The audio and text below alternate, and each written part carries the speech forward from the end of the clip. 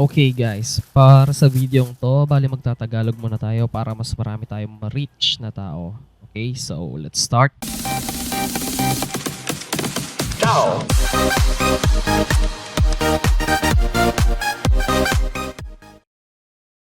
Okay guys, habang nag-a-unbox tayo, discuss ko lang sa inyo kung bakit pinili kong gawin yung video na 'to 'no. So, as an IT, ang daming nagtatanong kasi sa'kin, "Uy Bri, ano magandang laptop pang homeschooling?" Ganyan, ganyan. Kapag gano'n napapaisip ako 'no, bakit kailangang laptop? Bakit kailangang desktop? Bakit kailangang ganyan? Bakit kailangang tablet? May mga iba naman alternative na mura. And since mura yung pag-uusapan natin ngayon, so nag-decide ako na itong Android TV box yung piliin ko. So, ano nga ba 'tong Android TV box na 'to? Basically, yung gagawin niya is yung normal na LED TV niyo, kaya niyang gawing Android TV. So, hindi mo na kailangang bumili ng mga smart TV, yung mga ganyan-ganyan sa mall na napakamahal. So, itong device lang na 'to, sapat na. Ito guys, baka ma-bad trip kayo. Yung remote niya wala siyang kasamang battery. So, kailangan kayo yung bibili ng battery para dito. Ito din guys, paglilinaw lang. Hindi kayo pwede manood dito tulad ng sa ABS-CBN TV box, yung mga local drama natin. So, yeah.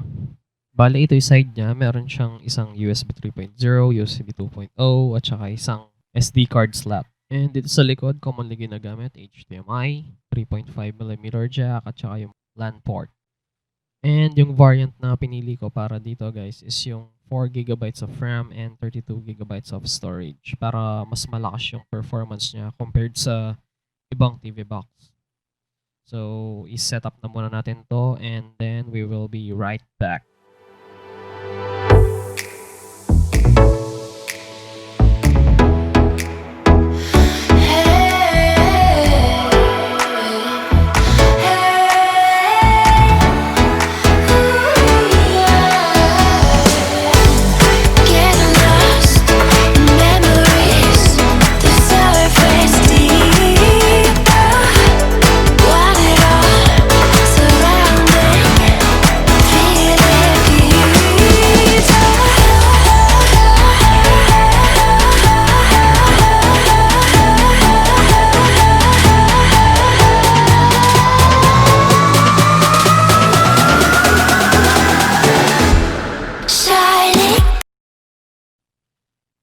So, tapos na nating i-set up yung Android TV box and ayan, nagbo-boot na siya.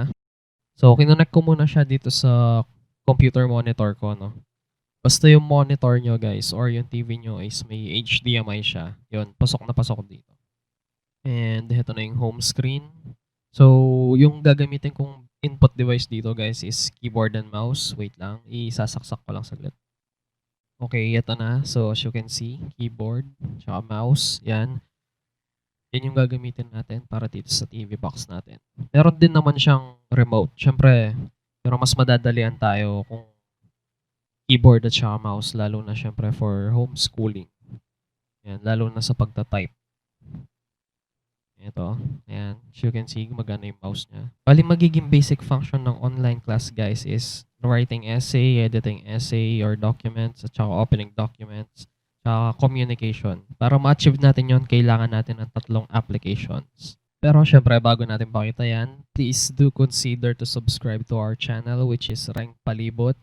Bale, Kapampangan Vlogs po lahat ng mga nandito. Kaya lang ako nagtatagalog ngayon para mas marami pong ma-reach na audience and mas maraming makaintindi sa mga sinasabi ko. So, ayun, subscribe po kayo pag may time. Salamat. So, balik na. Okay, bali yung ginagawa ko ngayon guys is nagka-copy lang muna ako ng mga pwede kong ipang-sample sa inyo na documents. Naghanap lang ako saglit ng mga documents na meron na kaagad mga pictures and yung mga mabibigat na files, gano'n, para makipakita ko sa inyo kung paano i-open ng Android TV box. So, ayan, yung isang Word document, may picture yan, also yung PDF file. Yan yung mga commonly isi-send sa inyo for sure ngayong online classes. So, balik tayo sa Play Store. Okay, so, open natin yung Play Store. Ayan. So, ayan, pwede rin kayong mag-install ng games dito, guys. Pero, not the purpose. punta na tayo sa purpose talaga natin. So ito, download muna natin is yung Zoom. So kadalasan yan sigurado for conferencing and communication. Ito yung gagamitin natin. So install lang natin yan.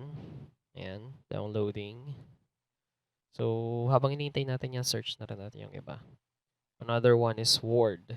Ayan, which is yung Microsoft Word para mag-edit ng documents. Ayan. Meron din tong PC version, guys. Kaso, mabigat-bigat pagdating doon sa PC. So, again, install lang natin yan. And the other one is etong nasa baba na to. Tagal niyan Alright. Ito naman, Adobe Acrobat. So, ito naman para ma-open natin yung mga PDF file. Yan. Download pending. So, bali, hihintayin lang natin matapos ma-download itong mga to, guys. At saka for clarifications lang, guys. Pag na-set up nyo na yung Android TV box nyo, mag-connect ka agad kayo sa Wi-Fi or i-connect nyo ka agad siya sa internet bago kayo makapag-download. Kasi baka magtaka kayo, naka-set up na bakit wala pa rin mga applications or wala pa rin internet. So, kailangan nyo muna mag-connect. So, ito, hintayin lang natin matapos itong mga to. Okay, guys. So, tapos na yung installation. Tatry na natin i-open yung mga documents. So, ayan. Allow lang yan.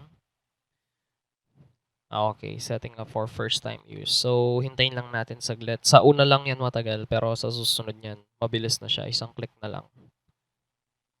Okay, opening. Ayan. So, ayan, makita nyo. Wait, next. Save, close. Okay. So, ayan. As you can see, may mga picture siya. So, di ka kailangan mag-worry kung kakayanin ba ng Android TV box na to yung may mga picture. So, try naman natin tong PDF document. Ito yung medyo mabigat-bigat talaga kasi ito para siyang infographic. Ayan, open lang natin. Okay, dito guys, hindi nyo kailangan mag-sign up or sign in. So, gagawin na lang natin dito is i-close natin. Okay, allow din ulit yan. And bam! Wait lang. So, ayan guys. As you can see, kayang-kaya ng Android TV box natin. Yung mga task para sa online classes. Ayan guys, so. Mabibigat yung mga file na yan guys kasi ano to mga to kumbaga scanned documents to mga to. So, yeah. Kayang-kaya. Okay guys. Nakalimutan ko pala sabihin kanina. Hindi lang pala basta-basta research editing at saka opening ng documents. Meron din pala silang research. So, sa research, gagamitin naman natin doon is ito pong built-in na Google Chrome ng Android TV box natin. So, kaya po mas madali talaga kung yung gagamitin nyo is keyboard and mouse para po mabilis yung navigation nyo dito at saka mabilis yung pagta-type nyo. So, ayan. Huwag yung mga search po yun. Don't mind that. So, yeah. Bali, yung next naman po is para sa communication or sa conferencing, which is yung gagamitin nating application para doon is yung application na Zoom. Hanapin lang po natin. Wait. Ito, Zoom. So, kung kailangan po ng video dito, inform ko lang po kayo ulit. Wala pong built-in na camera yung Android TV box. So, kailangan nyo po ng video talaga. Mag-purchase na lang ng separate webcam. Also guys, kahit hindi siya kasama sa main purpose ng video na to, no? Pwede rin siya for entertainment. So, nakita nyo may YouTube, Netflix, at saka tong KD player. Bali, pag nagsasaksak po ng, let's say, flash drive or hard drive, open nyo lang po yung KD player and dito nyo po i-open yung mga movies nyo. So, currently, may mga nakasync po akong movies ngayon dito mula dun sa network drive ko. So, tatry ko lang pong mag-play ng movie para sa inyo. Hold on. May update daw. Ito. Sige, try lang ho natin i-play to para makita nyo lang po. Bali, high bitrate po yung mga video na to. So, resolution is 1080p and yung bitrate nila is around 7,000 to 10,000 megabits per second para talagang ma-push sa limit yung TV box. So, ayan, makita nyo po na talagang okay yung pag-play. So, exit na natin. So, next naman is try natin yung Netflix. Yan, kung may Netflix po kayo, ayan, pwede siya dito. But yung problema lang po is hanggang 480p lang. Wait, hanggang 480p lang yung kaya niyang i-play. Kasi hindi siya, kumbaga, certified or official Android TV. So, of course, nandyan din yung YouTube. Kung gusto nyo magpa-YouTube, and syempre, kung gusto nyong panoorin yung mga video namin at syempre kung nag-subscribe kayo, naman. So, ayun, for entertainment, pwedeng-pwede. So, ayun guys, kung gusto niyo naman ng mas mura kesa dito sa meron ako ngayon, meron sa Lazada, around 1K lang. So, yan yung famous na ano ngayon kasi mura lang siya. Although hindi siya ganun kasing lakas dun sa meron tayo ngayon. Now, yung price nito guys is 2,000 pesos only. Hindi pa kasama dun yung mga TV syempre at saka internet. Kung gusto nyo yon, ayan, refurbished monitor and keyboard. Bali, yung magiging total niya is 5,000. So, kung lang naman gagamit kayo ng monitor.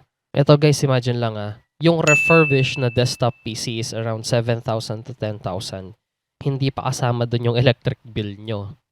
So, alam naman natin lahat na medyo malakas yung power draw ng mga computer compared sa mga ibang device. Next naman na comparison is yung mga second-hand na laptop which is nagre-range sa 5,000 to 12,000. But, eto yung kanyang sakit lagi. Yung pong disk usage niya, kapag yan is umabot ng 100%, lahat ng nasa loob ng computer nyo magbabagal. So, that is it for the quick comparison po. Again, kung gusto nyo yung video, subscribe and thank you for watching.